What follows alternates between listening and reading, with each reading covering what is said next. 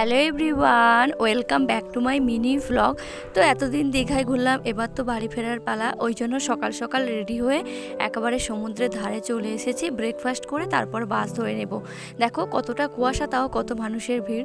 তো এরপর আমরা দুজনে বাস ধরে নিয়েছিলাম, বাড়ির পথে রওনা দিয়েছি।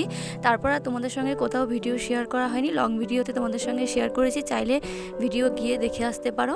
তো বাড়ি ফিরে আর ভিডিও কন্টিনিউ করিনি। এটা তার পরের দিনে মামনি আর বাবু এখানে যে উঁচু জায়গাটা ছিল মাটি কেটে আর এটাকে সমান করে আর গাছের গোড়ায় ফেলছে।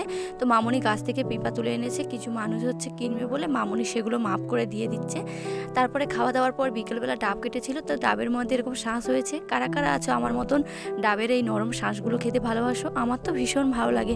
তো সেই জন্য আমরা দুজনে ভাগাভাগি করে খাচ্ছিলাম। তো মামনি তারপরে আমাকে দাওয়ালিটা দিতে পড়লো, জ্বালান কাটবে, তাই জন্য মামনিকে দাওয়ালিটা দিলাম। আর মামনির সঙ্গে গল্প করতে করতে এইভাবে আজকের দিনটা কেটে গেল। দেখা হচ্ছে নেক্সট ভিডিওতে। Thanks for watching.